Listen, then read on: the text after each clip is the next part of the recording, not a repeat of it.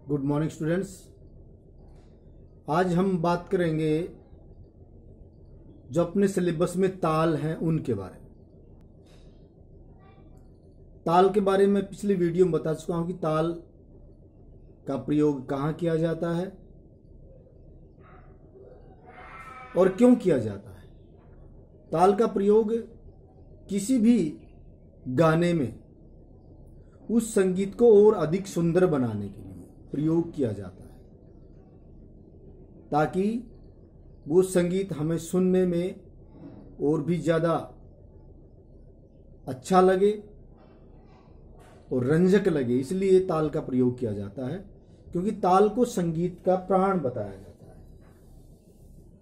ताल जो है वो संगीत का प्राण है। अब प्राण का मतलब आपको अच्छी तरह पता है। ताल संगीत का प्राण माना जाता है,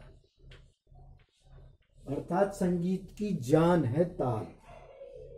संगीत में से ताल निकाल दिया जाए तो उसको हम बहुत ज्यादा देर तक अच्छे से सुन नहीं सकते। तो अपने सिलेबस में 6 ताल दी गई है। वैसे तालों की संख्या असंख्य है, बहुत ज्यादा ताल है, लेकिन जो 11th के सिलेबस में ताल दी गई हैं सीबीएसई के अनुसार वो 6 ताल है। तो सबसे छोटी ताल के बारे में आज मैं आपको उसका पूरा परिचय बता रहा हूं, और उस ताल को कागज पे कैसे लिखा जाता है। कागज पे लिखने के बाद उन बोल को याद करने के बाद ढोलक या तबले पे उनको प्ले किया जाता है। लेकिन प्ले करने से पहले हमें उस ताल के विभाग और उसकी मात्राओं की अच्छी जानकारी होनी चाहिए और उसके बोल के बारे में पता होना चाहिए। तो अपने सिलेबस में पहली ताल जो सबसे छोटी ताल है, जिसकी मात्राएं सबसे कम है, जहां तक मेरी जानकारी है उसके अनुसार ताल में सबसे छोटी ताल इसी को माना जाता है, जिसका नाम है दादरा ताल। दादरा ताल सबसे छोटी ताल है और दादरा गायन शैली भी होती है। उस ताल में भी इसका प्रयोग बहुत ज्यादा किया जाता है, लेकिन शास्त्रीय संगीत में भी दादरा ताल का प्रयोग काफी प्रचलित है। दादरा ताल, इसमें सबसे पहले मात्रा, इस ताल में जो इसकी मात्राएं हैं जो समय को मापने का काम करती है। मात्रा क्या करती है? समय को मापने का काम करती है। इस ताल में मात्राएं हैं 6 मात्रा।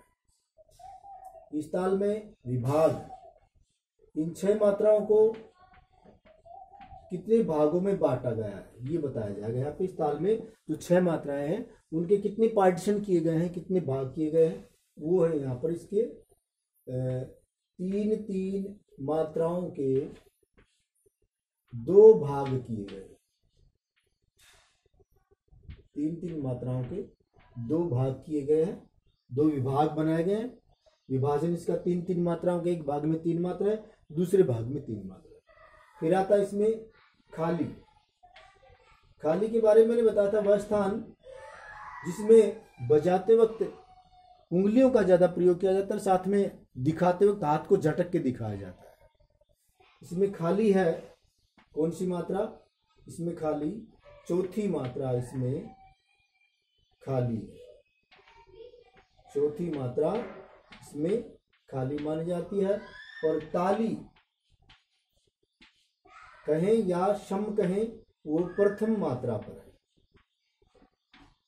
प्रथम मात्रा पर, ये चौथी मात्रा पर। ताली, जहां से ताल बजनी आरंभ होती है, जिसको संगीत की भाषा में शम कहा जाता है, इसको शम बोलते हैं। शम, जहां से गायन वादन आरंभ किया जाए और समाप्त किया जाए, वो इसकी पहली ताली होती है। जहां से ताल बजनी शुरू होती है, कोई गाने वाला वहां से बजाना भी शुरू, गाना भी शुरू करता है और यहाँ पे समाप्त करता है। तो इसका परिचय यहाँ पे लिखते हैं हम, ताल परिचय, जो मैंने आपको पहले ही प्रत्येक क्लास के हिसाब से नोटबुक में लिख के आपके पास भेजा हुआ है। ये ताल परिचय इतना ऊपर लिखते हैं किस लिए? ताकि उसको याद करने में आसानी हो। अब इसका परिचय लिखना है। परिचय में क्या बात लिखी जाएंगी? जो ये बातें मैंने ऊपर अलग अलग हेडिंग बना के लिखी हैं, इनको सेंटेंस बना के लिखना है। यह है दादरा ताल, इसमें 6 मात्राएं होती हैं। इस ताल में विभाग 3-3 मात्राओं के 2 भाग होते हैं, तथा इस ताल में खाली चौथी मात्रा पे होती है, तथा इस ताल में ताली प्रथम मात्रा पर होती है, जिसे सम कहा जाता है। इसके अलावा कुछ बातें और मिलाई जाती हैं कि जैसे इस ताल का प्रयोग कहाँ किया जाता है। इस ताल का प्रयोग गीत में, भजन में, गजल में। इस ताल का प्रयोग बहुत अधिक है। जो चित्रपट संगीत होता है, सुगम संगीत जिसको बोलते हैं, सरल संगीत, उनमें भी इस ताल का बहुत अधिक प्रयोग किया जाता है। उसके बाद इसमें नीचे क्या लिखा जाता है, इस ताल के 1 गुण व दुगुण। ढोलक पे इसको तबले पे एक बार में जो बजाया जाए, उस बोल बजाने के लिए हम कागज पे एक पैटर्न बनाते हैं, एक टेबल बनाते हैं। वो किस प्रकार बनाते हैं वो इसके द्वारा बताऊंगा। उसमें प्रत्येक मात्रा लिख करके उसके नीचे बोल लिखने पड़ेंगे। वो कैसे, इस प्रकार। ताल परिचय में ये बातें लिखेंगे, जिसकी बनाएंगे हम यहाँ पे 1 गुण। 1 गुण कहिए, या इसको ठह भी कहते हैं और इसको ठेका भी कहा जाता है। 3 नाम है।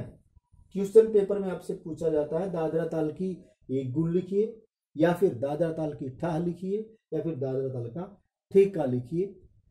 तो कैसे, पहले आप लिखेंगे मात्राएं 1 2 3 4 5 6। ये 6 मात्राएं हो गई। इसके बाद यहाँ पे लिखा जाता है सामने मात्रा, और फिर इसके विभाग बांट देते हैं। विभाग कितने थे, 3-3 मात्राओं के। 1 2 3 मात्राएं ये होगी, 1 2 3 मात्राएं ये होगी। यहाँ पे लिखा जाएगा इसके बोल। इसमें बोल क्या प्रयोग है,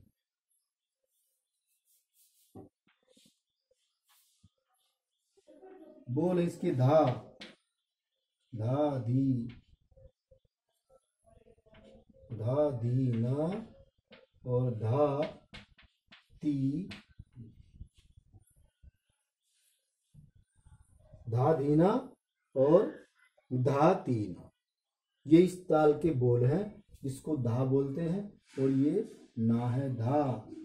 धा धी ना, धा ती ना, ये इस ताल के बोल। इनको तबले या ढोलक पर इन बोलों को बजाया जाता है। धा धी ना, धा ती ना। ये आवाजें तबले अथवा ढोलक के जो 2 पार्ट्स होते हैं, उनके ऊपर अलग अलग पार्ट्स की आवाजें निकाली जाती हैं। अब लगाते हैं इसके चिन्ह। चिन्ह में ये निशान होता था, पहली मात्रा पे नीचे सम का सिंबल आता है। इसको अपने इंग्लिश के अल्फाबेटिक के अनुसार एक्स, या मैथ के मल्टीप्लाई के सिंबल जिसको गुणा कहते हैं, उसके हिसाब से दर्शाया जाता है। ये हो गया एक्स। इसको इंटरनली 1 माना जाता है, पहली ताली माना जाता है। इसलिए इसको लिखते नहीं है, ये सिंबल दर्शाते हैं, लेकिन इसको समझा जाता है कि ये पहली मात्रा है, पहली ताली है, और ये चौथा स्थान इसका खाली है। यहाँ पे हाथ को झटक के दिखाया जाता है, खाली स्थान है जहाँ पे खाली दर्शाया जाता है। किसी भी ताल में, ढोलक या तबले में, इसमें इस स्थान को खाली दिखाया जाता है और इस स्थान पे सम माना जाता है। ये होगा इस ताल का 1 गुण। अब इसी ताल का दुगुण बनाना है हमें, तो नीचे लिखेंगे क्या, दुगुण। दुगुण कैसे बनेगा, इस ताल में 1 2 3 4 5 और 6 वही मात्रा लिखनी है। करना क्या है, इस 1 के नीचे इस 1 वाले और 2 वाले दोनों बोलों को एक साथ बोलना है। 1 गुण में क्या होता है, 1 मात्रा के साथ 1 बोल बोला जाता है। 1 गुण में यही बात होती है, इसलिए इसको 1 गुण कहते हैं कि 1 मात्रा के साथ 1 बोल बोला जाए। 1 धा, 2 पे धी, 3 पे, तीसरी पे ना, चौथी पे धा, 5वीं पे ती और 6ठी पे फिर ना बोला जाता है। और दुगुण में क्या करना पड़ता है, इस ताल को हम तीसरी मात्रा तक एक बार समाप्त कर देते हैं, अर्थात इसी ताल को उसी टाइम में 2 बार बजाना। तो 2 बार कैसे बजाई जाएगी, एक वाले स्थान के ऊपर 1 मात्रा के नीचे पहली और दूसरी मात्रा के दोनों बोल लिखने पड़ेंगे। क्या लिखा जाएगा, धा और धी, ये दोनों बोल लिखे जाएंगे। और साथ में इन दोनों को इस तरह, इससे क्या मतलब होता है कि इन दोनों को उतना ही समय लेना है जितना एक बोलने में समय लिया जाता है। धा धी, अब ये ना धी हो जाएगा, इस पे ना और धी, इन दोनों बोलों को हो जाएगा। अब उसके बाद बचे ती और ना, तीसरी मात्रा आपके दोनों आ जाएंगे ती और ना, ये तीना और इन दोनों को इस तरह कवर कर दिया जाएगा। इस तरह हमारी जो 6 मात्राओं की ताल थी वो 3 मात्राओं में ही संपूर्ण हो गई। इन्हीं को उठा करके दोबारा रखना है। चौथी ताल की चौथी मात्रा नीचे क्या आएगा, ये ताल तो पूरी समाप्त होगी, इसी को उठा करके यहाँ रख देंगे। क्या रखा जाएगा, धी धा धा धी, ना धी और ती ना। ये दोनों बोल उठा के अब ये ताल को क्या हुआ, इस ताल को हमने इन्हीं मात्राओं में 2 बार बजा दिया गया है। अब इसके विभाग बांट देंगे, विभाग वही होंगे 3 और 3 विभाग। यहाँ पे लिखेंगे इस ताल की मात्राएं और यहाँ पे इसके बोल लिखे जाएंगे। और फिर वही बात यहाँ पे इसका चिन्ह आएगा जिसको इसके द्वारा दर्शाना है। ये चिन्ह ठीक इस मात्रा के नीचे होना चाहिए 0, और यहाँ 4 के नीचे ये 0 आ जाएगा। और फिर इसको और सुंदर बनाने के लिए इसको अच्छी तरह से क्लोज कर दिया जाता है। ये होगी इस ताल की 1 गुण और ये होगी इसकी 2 गुण। धा धीना धा तीना, ये बोल हमें कंठस्थ होने चाहिए, याद होने चाहिए। इसको 2-4 बार पढ़ेंगे और खुद लिख के देखेंगे तो ये इसके बोल अच्छी तरह से आपको याद हो जाएंगे। ये कहरवा ताल, इसके अंदर कितनी मात्राएं, पूरा परिचय लिखते वक्त इसमें लिखा जाएगा। यह ताल दादरा ताल सबसे छोटी ताल है संगीत की।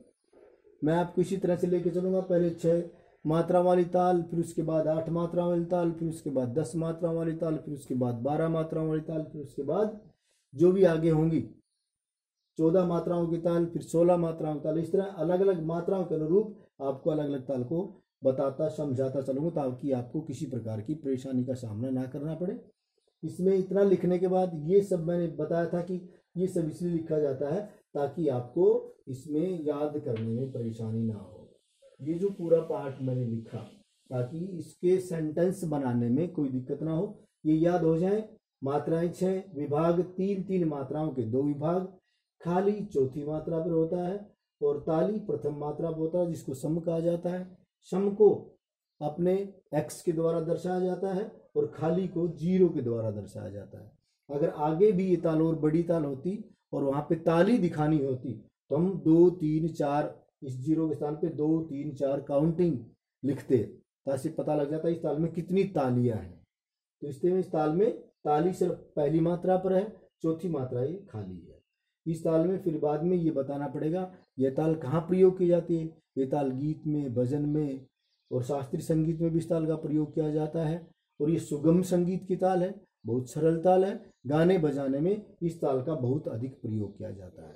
फिर इस ताल के 1 गुण इस प्रकार है, 2 गुण इस प्रकार है। ये दोनों 1 गुण और 2 गुण की दोनों टेबल हम अपनी नोटबुक में लिख के दिखाते हैं। और दूसरी बात इस ताल की क्या आती है, सीबीएसई बोर्ड किस बात का हक है कि ताल का जो चैप्टर आता है अपना सिलेबस में, उस चैप्टर को प्रैक्टिकली माना जाता है। चाहे तो सीबीएसई इसमें से क्वेश्चन आपको दे या ना दे, लेकिन अपनी तैयारी अच्छे से होनी चाहिए कि ये ताल कितनी मात्राओं की है, अच्छे से इस ताल का याद भी हो जाए और इस ताल को हम कागज पे लिखना भी सीख ले अच्छी तरह से। इसके बोल हमें पता होना चाहिए। प्रश्न पूछा जा सकता है कि दादर ताल में चौथी मात्रा पर खाली होता है या ताली होता है, तो उसमें हमने बताना पड़ेगा इस ताल की चौथी मात्रा खाली होती है जिसको सुनने के द्वारा दर्शाया जाता है। तो ये हो गई आपकी आज की दादरा ताल। धन्यवाद।